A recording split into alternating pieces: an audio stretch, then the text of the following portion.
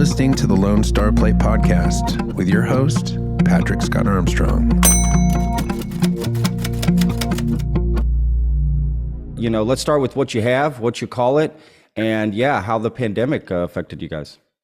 Yeah. So essentially, I was still active duty when COVID happened. So I was I was in transition. Yeah, I was in transition out of the Army.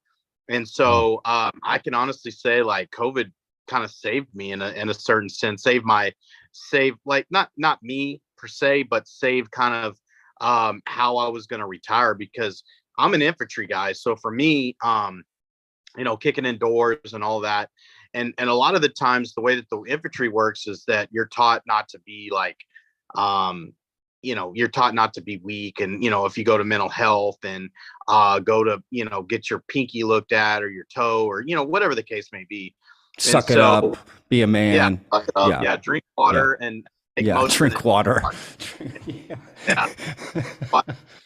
We always say, take a knee, drink water, and take a Motrin, so. Yeah. Sounds like the football days. I played Texas football. That sounds like what they used to tell us at football. Same way, man. I played, like I said, I grew up in Greenwood outside of Midland. And so we were a small 3A school at the time when they had, 1, 2, 3. Now I think 1A is like 6-man, and then, we're 4A. But anyways, same thing. But so like COVID hit, and then the Army put out this message. Basically, it's like a across the board, like, hey, it's like a newsletter. It's like, hey, if you're getting out, if you're going to retire, you can pull your retirement packet, and you can wait till the pandemic's over, because we have no idea how long it's going to be. So I was like, perfect. So I pulled it, and it took exactly a month to pull. And as soon as that month happened, the very next day, I had started seeing a therapist and what have you. And then I started seeing pain management, because I've been blown up. So my back's been like, I've had my back done like confused together, and it's all jacked up, and my whole body's messed up. So they dropped my medical board. They dropped me in the medical board, and they accepted it right away. So it was like a blessing in disguise for us. But for us at the time, we didn't even have a trailer yet. We just had our food tent, which was it's a 10 by 20 food tent. And so for us, it was actually kind of nice, because we could go set that up, and like they're worried about like that closed space and all of that. So if we did a pop-up, we would literally put out cones, or we would put out markers like on pieces of tape saying, hey, stay 6 feet away. And then they would come up, they would order, they would watch us like make their but they're like 6 foot away from us. But and so it was actually kind of cool, because a lot of the neighborhoods around here, they would call us up and say, and these are HOAs, like these are, they're probably not supposed to be doing this, but obviously I don't. And so we did really well. Like, it was really cool. But once I got into the medical board, like, I didn't go to work. I didn't, and plus it was COVID. So, really like the Army it was crazy. Like, I've never seen anything like it, but yeah, things shut down. And so, for me, that's when we really started putting more and more and more. But beforehand, it was like, little caterings here and there, pop-ups here and there, but but we crawl, what we say in the Army, crawl, walk, run. So we started by a 10 by 10 tent, no logos on it, nothing. We had a 24 by 48 smoker, and like, this is back in 2016. So like, we've really crawled, we've walked, and now we're running full time. So it's good. So yes, sir. No, man, that's so awesome, dude. Look, I know the struggle of it, again, as we said, but dude, that's crushing. No, that's great. What's your operation like now, currently? What are you guys doing now? So, we open up every Wednesday and Thursday, and a lot of people, like, they kind of get like, oh man, you should be open on the weekends, blah, blah, blah. I'm like, oh, we should, but catering are guaranteed money. And we had Daniel Vaughn come out not too long ago, and we talked with him, and it was the same thing. Like, it was really cool, because even he was like, well, you're right. It's guaranteed money. He's like, I can kind of see like why you do that, because Wednesday and Thursday, you never know. Like you never know. We're in Harker Heights, so where Harker Heights is, we're Central Texas. We're 70 miles north of Austin, roughly about 2 hours south of Dallas Fort Worth, an hour south of Waco, but like southwest of Waco. So we're really close to base, but we're not. Like, so we're about 20 minutes from base. So you have Fort Hood, then you have Clean, then you have Harker Heights. And we do get some traffic from base, but really like what we do is we have a lot of regulars and then a lot of people that are traveling on Interstate 14, which is 190. Yeah. Straight to Belton, where Miller's barbecues at. So really close to the Millers, all that good stuff. But Thursdays and sometimes it's hit or miss. Like Thursdays are usually our better days. We sell out probably about 2-ish or so. And then like Wednesdays will be kind of, they'll be steady, but they're like slow steady. And so there's days where it's like we're sold out quickly on a Wednesday. And then the next day where's everybody at? It's just wild.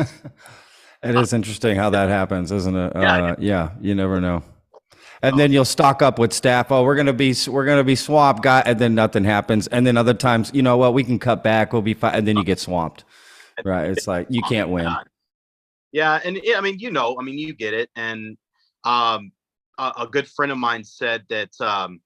In fact, Esau from 2M, him and I've had long talks about all this. I was like, dude, what do you do? Like, you say you have a good Thursday for like a couple weeks, and then he's like, dude, keep it the same for a year, and then kind of 1 year. Exactly. You have to project based off of last year. Like I worked in restaurants for a long time. And I managed restaurants. Everything's based off past year projection. So the first year is the toughest because you just don't know what's going to happen on Mother's Day, what's going to happen on the holidays, what's going to happen on this day, that day, right? You don't know. You can base some of your stuff off other places you've worked or seen or whatever, but maybe it's a different location. So you're like, a block can make a difference. So even the same city doesn't, mean the same thing. So yeah, man, no, that's tough. He's right. You kind of just got to stick with it. Go where the money's at the beginning, right? Where it's guaranteed, and let the crowd come to you, and you worry about that later.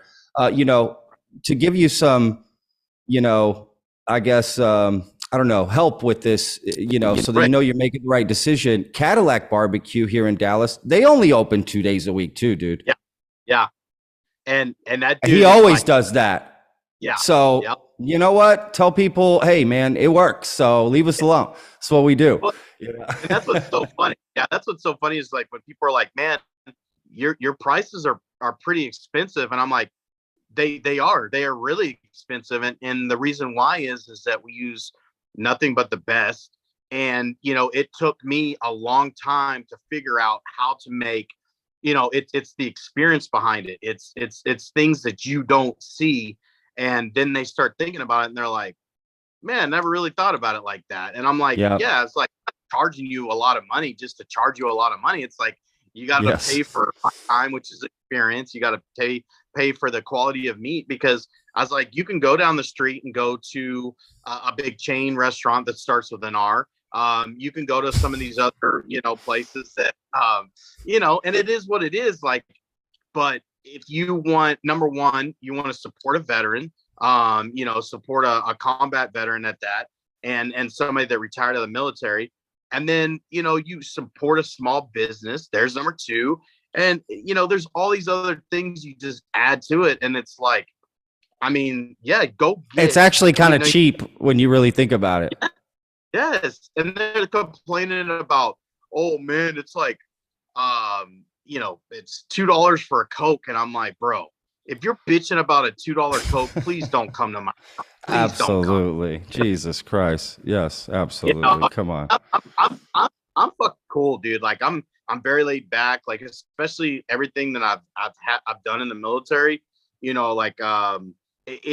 a lot to it, but it's like, man, life doesn't have to be so, like, if you just don't bitch about it. Like, you look, okay, cool. Hey, thanks guys. Like, I'm going to go down the street or what, you don't have to tell me. So yeah, I'm totally, man. No, you're right, dude. Listen, absolutely, man. Look, people, I spent a lot of time in the restaurant industry and then having my own place, right? Like half of it is really just like dealing with these people, dude. Like that's part of the job. Like that's it. It's not going to go away. In fact, it's only going to get worse as you get bigger and more popular like you are. That's what's going to happen. I mean, it just, it just is what it is. They got Facebook groups where they talk about this stuff, bro, where they're arguing back and forth between which barbecue and price and value and the ribs and the sausage and the brisket and how much you get over here versus over here and nobody seems to consider all the things you said. So all it just needs to be talked about more like you're doing. So good. I think people listening that are hearing this is a good conversation, to be honest with you, because I don't think I've brought this up with I've interviewed Aaron Franklin. We have Aaron Franklin on here, the guy from Truth, Cadillac, Hurtado Barbecue, Interstellar, Goldie's, so it's cool to talk about this, to be honest with you, because I don't think that has actually been brought up in all those conversations. So that is important for people to understand the value of what you're paying for with this barbecue, because it does seem more expensive, but hey, stop. There's a reason. It's not just, they're not just doing it to do it, like you said. So yes, I'm glad you said that. Yeah, it really is, and I respect a lot of those guys, and it's it's just something that needs to be brought up. I mean, you have Aaron Franklin that really laid the path for, and John Lewis Jr. It's like these guys that laid the path, and they're out there trying to market themselves, and a lot of the times they don't get a chance to explain why things are so expensive. And then you have your guys that just recently made the top 50. Hell, guys that made top, they're number one. They all worked at these different restaurants, but guess what? They all have that experience behind them, and it's pretty wild. So, and then Cadillac, I mean, come on, like that staple, just straight badass, So yeah. Oh, Todd's great, man. Todd's great. He gave me a tour. I did a cool video that's on our YouTube channel of a cool tour behind the scenes of seeing it all and him explaining everything and the Akashi beef, I believe, something like that. If I remember correctly, that was a while ago. Yes. Yeah, absolutely. Yeah. So cool. So look, man, so how did you exactly get into wanting to do barbecue over anything else? My dad, when I was younger, he barbecued when I was younger, and I just remember, I feel like barbecue, brings people together. Sorry, I'm over at my mom's, so I think somebody just. Oh, please. Don't even worry about it. I got my dogs back here running through. They bark, they do stuff. Don't even worry about it, please. Yeah. So, but when I was a kid, it was the togetherness. It was always the barbecue, or when you're grilling and stuff, it always brought people together. It was the community, and that always stuck with me. That always resonated with me. And before I got messed up from war, both Iraq and Afghanistan, I had I wouldn't say pure heart, because I mean, we're all, when we're younger, we all do stupid crap, whatever, but it wasn't tarnished by something so dramatic like, combat and the things I've done and seen. But I just remember these great memories with my dad, my uncle, and all of my family, like smoking and grilling and all of that. And so at a young age, I was addicted, and I've always loved to cook. I mean, I can remember, probably, I think it was like 5th grade, I started cooking for the family, and yes, it was Hamburger Helper, or it was burgers, or something, you know what I mean? But I know my parents appreciated it, because they'd come home and, here's a meal already prepped and ready to go, or they're getting home and I'm starting to do that, Yeah. So yeah, I was at an early age. And then when I joined the Army, my first duty station was Hawaii, which that's how they got me. Like I was going to go join the Army to say, like, I was like, I want to be a cook. And they were like, dude, your scores are great. Like, you can be a cook. But they were like, but we have Hawaii and you can go be a grunt. And I was like, dude, I don't even know what the hell a grunt means, but send me to Hawaii. I was like, let's do it. I'm from West Texas. So I'm like, let's totally do it. Yeah, Hawaii. That's funny. You're thinking palm trees, beaches, right? Yeah. Yeah. And what's funny is, like, I'm in all the worst rainforest, like in the, Oh, what is it, the North Pacific or whatever they say, like it's like the biggest rainforest. We're like we're looking down with binos down at the beach, and it's all sunny, and there's girls in bikinis and people like having fun. And my BS, like we're drenched, watered, like we're all our camo, and I'm just like, this is BS, you know. Oh, oh man. yeah, Oh God, that's because funny. cultures of cooking, like the, what do they call it, the Kahlua pig, or not Kahlua, but I forget how they, whatever they call it. And like, so I got to see that when I went to Afghanistan, all the kebabs, or excuse me, Iraq. I went to Iraq the first time, so the kebabs and the way that they cooked, and even though it tore my stomach up because obviously it's not USDA, but I just remember that was like pretty dadgum good. Like it was, Wow. and they're making pita bread where they're like stomping it with their feet, and then this like oven that was made out of like mud and what have you. So it was just, I always loved to cook, and we would cook in Hawaii, and then all the other duty stations I had, a lot of the times I would cook. And so I just always loved to cook. And so I would say I got here in 2012, mind you. 2012, I mean, I had been in the Army for shoot, what was it, 12, yeah, about 12 years. I had been 12, Wow. 13 years, and I got to Fort Hood. And about that time, like I was really messed up. I just got back from Afghanistan, and I was really just messed up, but just making it, whatever. And started getting back into Texas barbecue because I'd been all over. I hadn't, I had been at Fort Hood back in 03, 04, but that was really just to deploy to Iraq, the initial invasion. And so I started kind of getting back into barbecue and grilling and really like just Texas style, like the Texas style where, and Texas style to me, it could be a plethora of things. It could be mesquite, oak, post oak, live oak, whatever it can be, but it's, just a Texas style way of thing. And so, as time went on and as I progressed and I started getting closer to my retirement, it was like, what am I going to do when I get out? And I really, and it was like, thank God, because between that, my wife and my first daughter, that's what really saved my life, number one, and saved me from save me from my demons. Like I was able to go and face my demons, and through therapy, and then obviously through barbecue, because when we first started, like I would drink very heavily, and I'd pass out, and the briskets are still in the smoker, and yeah, it was crazy. So yeah, that's how. Sorry, it's a long story to get to No, what you man, I'm asked, but in. yeah. I'm in, man. Please continue. I was going to ask you about, like, I mean, that's kind of the culture of barbecue, though, right? Like drinking and cooking, and was that like why you started, and then it just got out of hand, or you were just like, well, I'm just going to tell people it's just the culture of barbecue, and I can use Yeah, that as an excuse to drink, yeah, because I've been there. I did that myself while I was drinking a lot in kitchens. sure. Well, it's just what chefs do. This is what the kitchen life is. This is what we do. It's an excuse, really, just for me to drink more.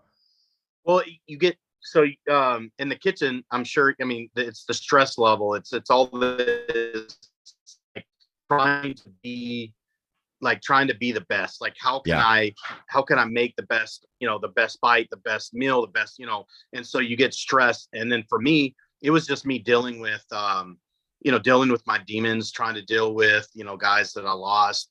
And to the culture, it's like you're sitting around, you're having a couple beers.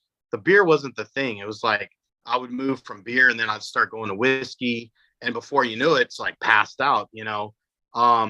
But it's like now, if I'm smoking briskets, which I usually do during the day, because I'll smoke briskets during the day and then let them have a nice rest and warmers overnight. So I've really changed the way that I do things.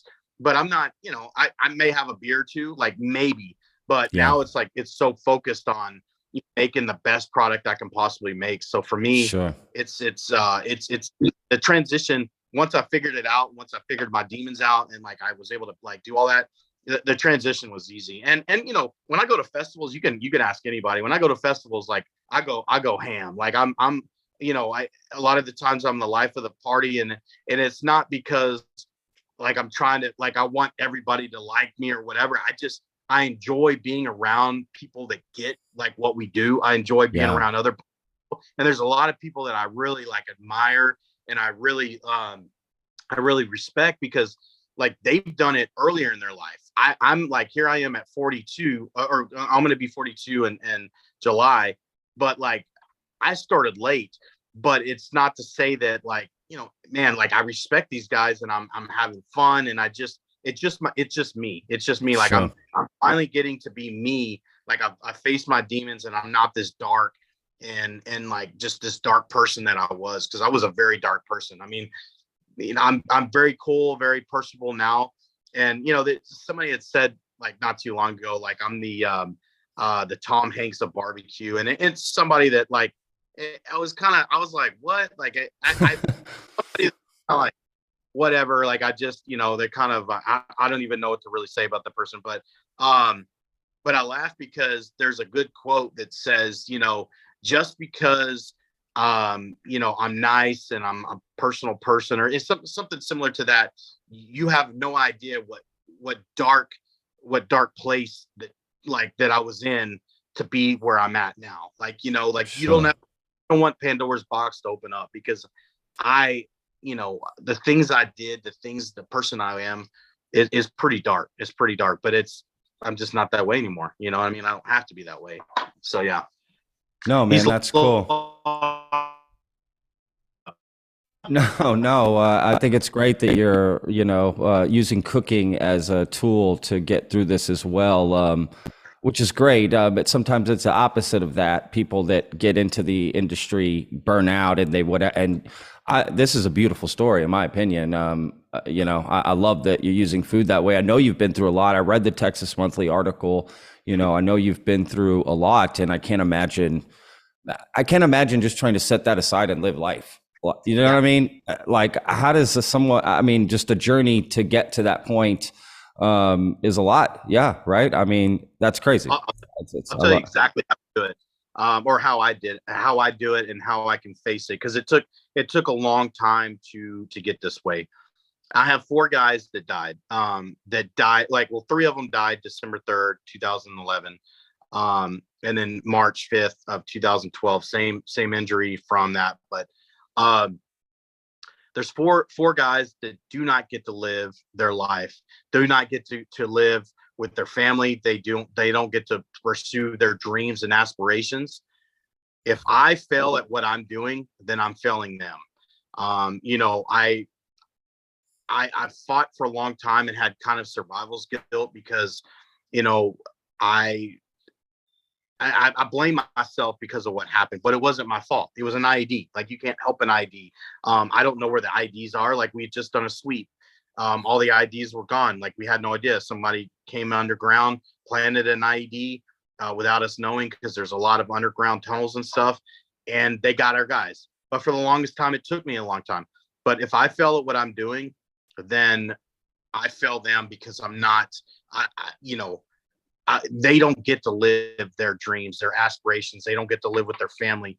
And if I fail at what I'm doing, and I'm not a good dad, and I'm not a good husband, and I'm not a good, what I'm doing, then I fail them. So it's easy now to look at it. It's easy to say, but it took me a while to get there. But yeah, that's it.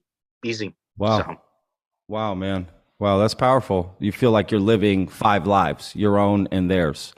And yeah, wow. And some people probably don't make that. Maybe that's the crux, right? They say in climbing, right? There's that point it's either go or no go, right? So you hit that point of, I either move on with my life and live it like that, and you had that realization, or you don't. And I'm assuming other soldiers, other people who've been through traumatic things, don't take that path. So I'm glad to hear that you did for your family. Do you have kids as well? Yeah, I do. I have a 4-year-old daughter and a 7-year-old daughter. That's why I've got my girl Oh, Or girl on, dad. I'm yeah. blind. Oh my God. No, Yes, girl dad. I Listen. mean, I'm sure that when you see, I don't know, you probably see it backwards, but yeah.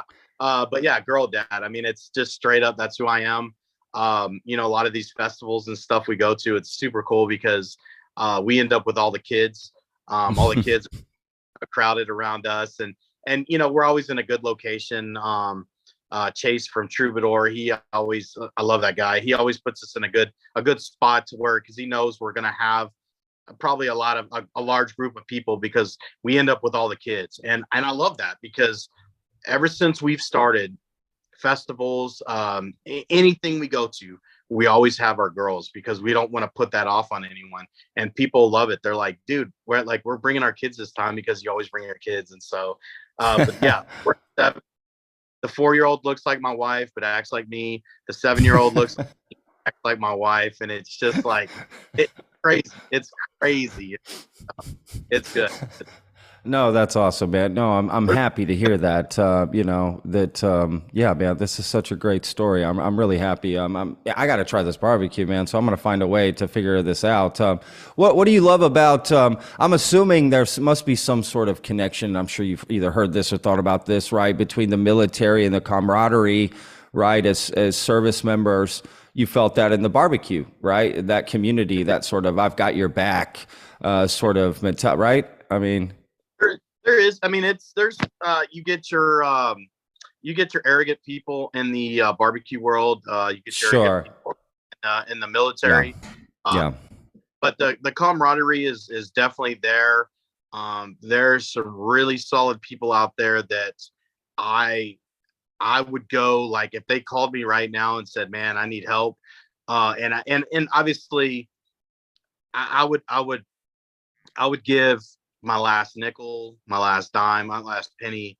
I'd give the shirt off my back to so many people because I feel a great camaraderie with a lot of people, and just that it's just there's something about it when I am around uh that many barbecue people at these festivals. You just feed off of each other, and it's such a great, it's like this power, you know what I mean? It's just like this connection that you just you know, and people get that with different, you know, like people that love guns, I'm sure they get that the same way. And I Sure. love guns, but I like barbecue is such a passion of mine. But what I'm just like kind of saying, oh, people that love to go mudding, or people that love to be furries, or whatever the heck that is, and Yeah. all this.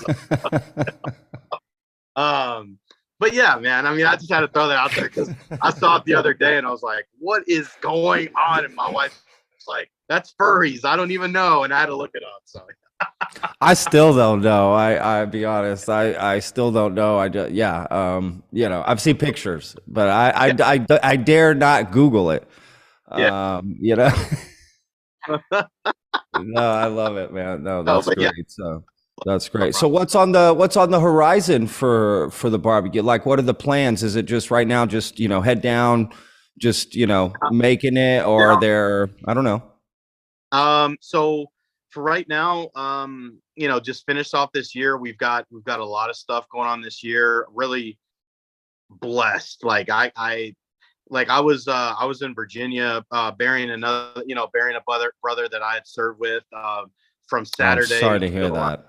yesterday. Yeah, I mean, you know, it's part of it. But like it was crazy because after the funeral, you know, we had this long drive back because everything in like it's not far. Like Virginia, you know, everything's just spread out, but it's not like really. It's just a lot of traffic, you know.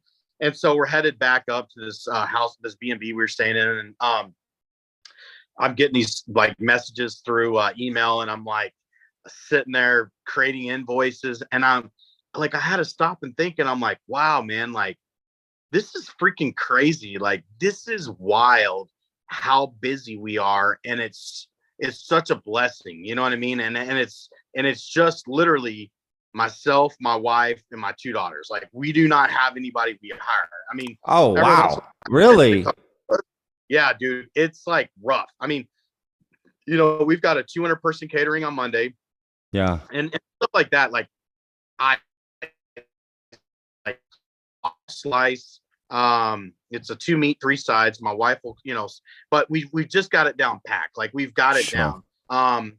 But it's just crazy, man. It's fucking crazy because like I am so like we are so like passionate about it and everything. But it's really cool. But come January, we've got a friend of ours that's in Temple. He owns a brewery. Him and his wife, and so we may sit down and talk. There's a place here in Harker Heights that Harker Heights could use a brewery, barbecue, restaurant.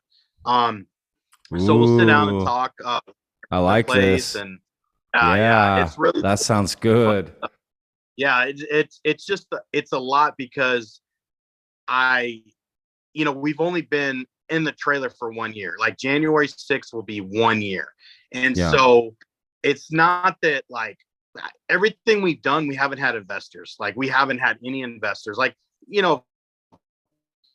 have yeah, I want to like, don't you need a Yeti? Like you need something for this. And like, let's go down. Like literally one time we were like, they were visiting and he said, hey, you're off today. Like you don't you need a Yeti? Like you said, you're needing this big Yeti. And I was like, yeah, Dad, but like, I'll buy it. Like I need to save us some money with a little bit more money. He's like, let's go buy it right now. And I'm like, what? Like that? Cause my dad was very frugal. Like he was very, very frugal. And so like real tight, real tight with his money. Cause he always taught me like you need to save and but like it was crazy. And so that and then like our trailer, I had the money, but my dad was like, well, why didn't I buy it for you? And then if you pay me back whenever or whatever, like I'll be a this investment for you. And so the trailer was 6,000 and then we outfitted the whole trailer ourselves. Like so we we put all the aluminum and everything or stainless steel and all that. So it's Yeah. crazy how it went down. But yeah, so that's what it is. And I want to make sure that it's right. I want to make sure it's right. And I don't want to Yeah, jump into man, don't something. rush it. Don't rush it.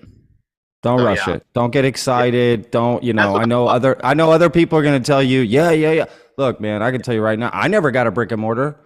yeah, I never did. I worked in a brick and mortar, like I rented out a kitchen in a bar that wasn't being used, right, right? So I could serve, what would I do? Wednesday through Sunday, right? And right, and they gave me certain hours that they wanted me, right? Hey, we need right, we need food at this time, right? At the bar, right? Blah, blah, blah, blah, blah. Okay, cool. And then I could match after a month or two. Okay, who's coming in, who's not? What other hours can I expand to? And that was kind of a taste of a brick and mortar, right? Because I got a walk in, I got a full kitchen, I got, you know what I mean? But it's not my own place. You know what I'm saying? I might look for something like that, even what's out there, or even trying to, hey, is there a spot that I can just rent as a pop up that's a brick and mortar to just kind of get your feet wet with? But I definitely recommend, don't jump in too crazy yeah, into it. I mean, everyone definitely has their own journey with barbecue, man. I've interviewed so many people, and even outside of interviewing them on the podcast, I just talked to in the industry myself when I was in Austin for so long and in Dallas where I worked too. Yeah, man, it's just their own journey, right? So when it feels right, do it, yeah, because it is like it can't go back, yeah. right? It's not. Once you I jump mean, you in, it's can. Yeah, once you uh, jump in, it's like this is it, and that is a lot. You're gonna have to get help at that point, right? You're gonna have to hire people. There's no way you and your wife will be, because my wife and I ran my food truck too. My story is very similar to yours. Like we did ours too, just her and I for the longest time, for a year and a half. About roughly almost 2 years we're ourselves around only. all the Yeah, time. that Like, was it. Yeah, yeah, man, I get it, and we did 7 days a week. We had to, for the money. Like I needed money. yeah, It was like we were not. I would not accept failure at all cost. So I was willing to do what it took. But yes, man, I think you're on the right path. You got the wit, the brains about this, the business idea. And you want your barbecue to be right before you say, hey, come everybody to my new brick and mortar, right? How do you right. feel about where your barbecue game's at? I feel great about it. I think that one of the things that Daniel said in the article, which it was like, and that's one thing that I mean we're always gonna have is like when you're serving out of a trailer, he's like the brisket, like not moisture, like because I know it was tender and it was like perfectly, he's like, but I just by looks of it, he said something about like al fresco, like because I was eating it al How fresco. you're holding it? Yeah, Yeah. that it's that the crisp air that was there kind of took the moisture out, whatever. And I was like, well, that's cool, but he followed it up with basically it was his fault because he decided to eat outside. And then like our Interesting. ribs being like, our ribs could have been a little bit more tender, but it's just like anything. You know, I think on a every day, like service every single day, I'm proud of everything I put out. I mean, there's not a day that I'm not, but I'm not proud to where I'm like, I can't learn anything else Sure. because I wrap it. I take my ribs till they're done, and then I wrap them in saran wrap, and I hold them in saran wrap because when I wrapped in foil, and I would stick them in the warmer, or like, hey, it's getting ready for service, whatever. They would oxidize, like the Yeah. underside would oxidize, even the top side. So Interesting.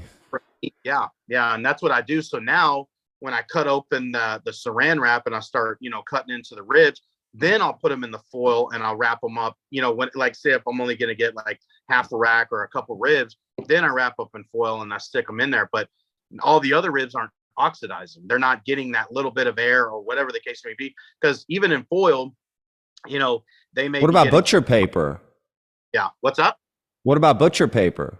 Butcher paper would probably work too, but me personally, like I found that the saran wrap is working, Yeah, man, that's a thing. You gotta what works for you and your foot. I mean, when I worked for Aaron Franklin actually for a little bit at Loro as a chef, and we used to use butcher paper on our ribs there. Yeah. But again, we talked about it there too. Everyone Yeah. uses their own thing. It was like, right? So yeah, I think that's the journey, right? You're just your thing, right? Like, what's your thing?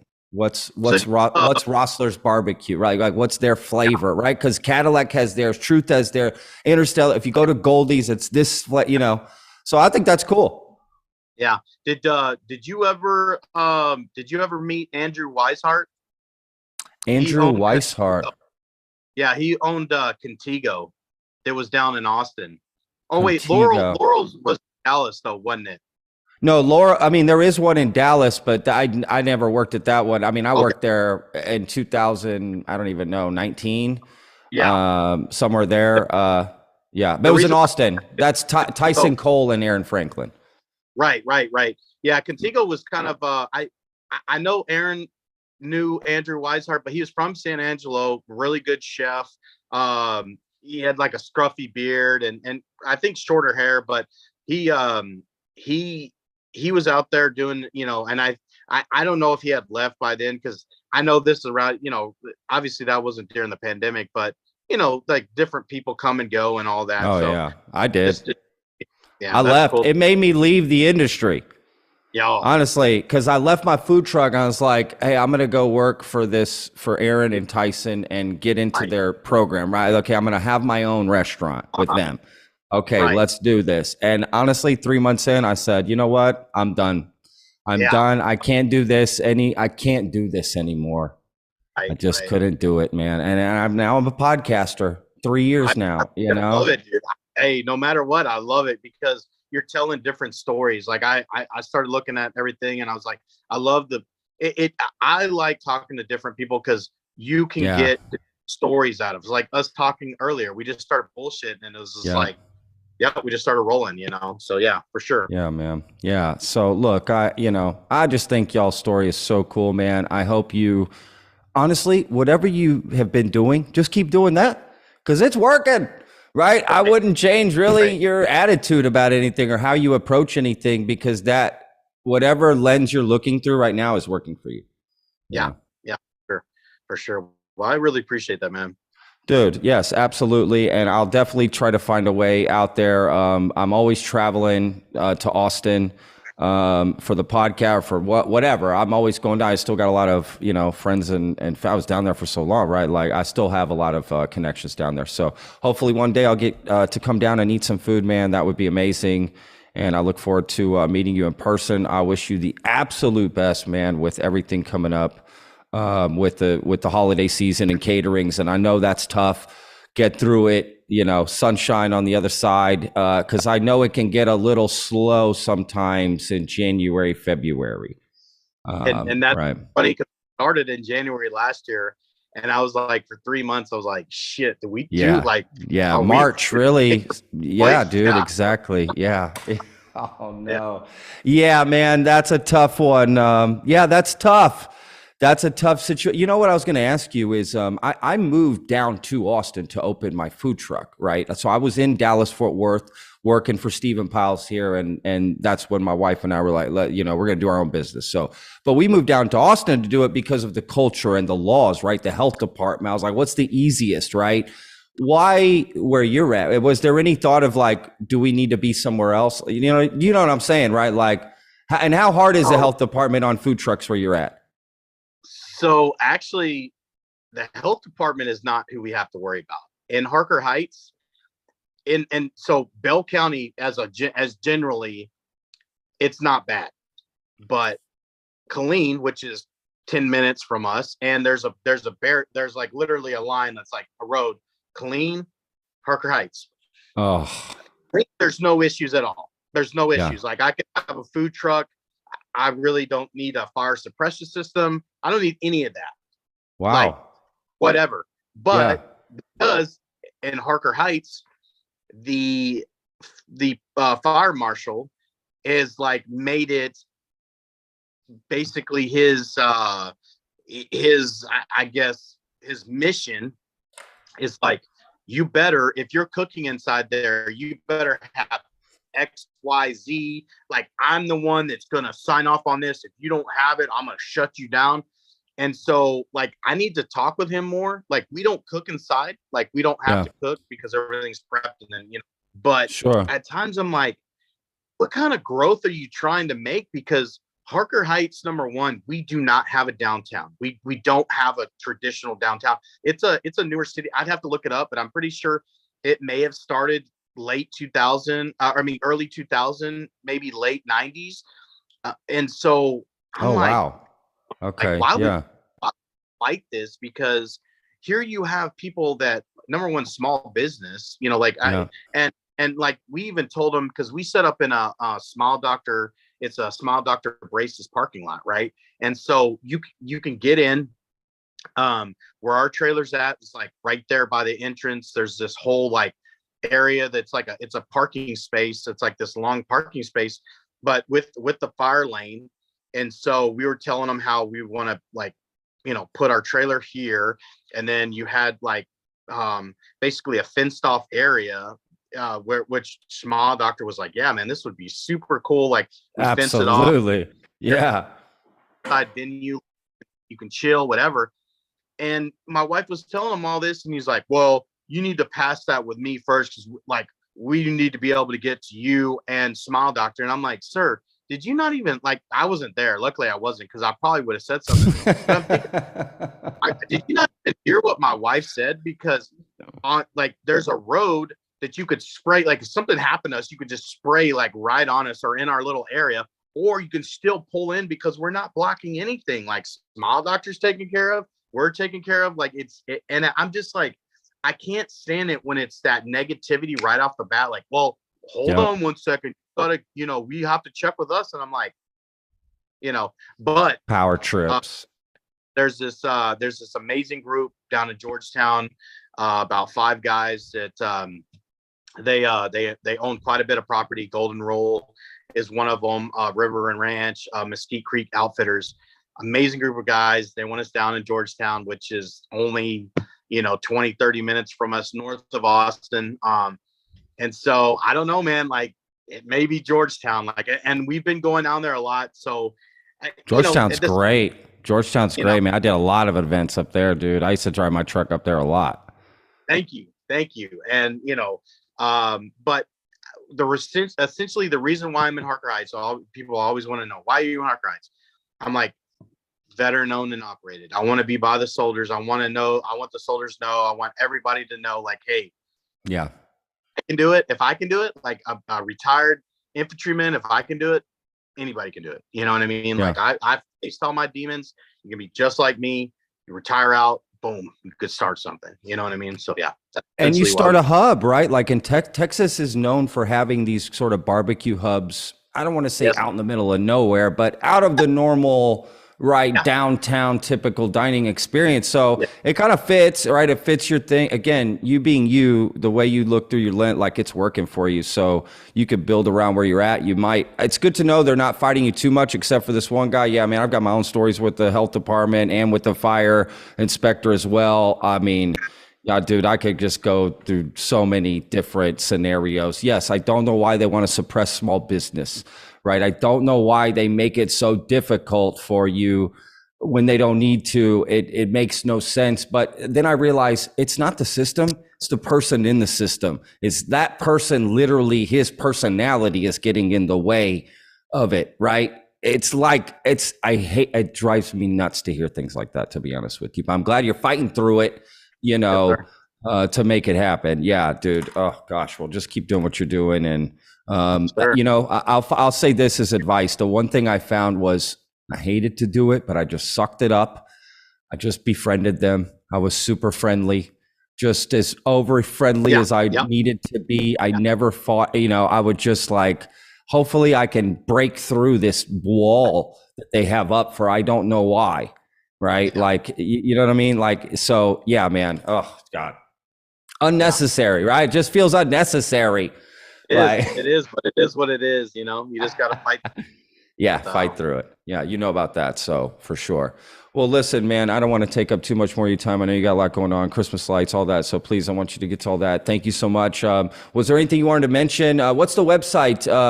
And just real quick, again, when you're open and all that, how people can connect with you even hire you. Yeah, for sure. We're at 300 Morgan Street in Harker Heights, Texas, every Wednesday and Thursday from 11:30 to sell out. You can contact us through Rossler's Blue Cord bbq.com, all one word. So get in touch with us there. 254-345-2313 is our number to contact us. And we're on social media, both Facebook and Instagram. Just look up Rossler's Blue Cord Barbecue. And yeah, that's a good way to come reach out. And we cater all the time, man. We're ready to rock and roll, or we'll bring our trailer and serve out of the trailer. So we're ready to rock and roll. Hell yeah, man. Hell yeah.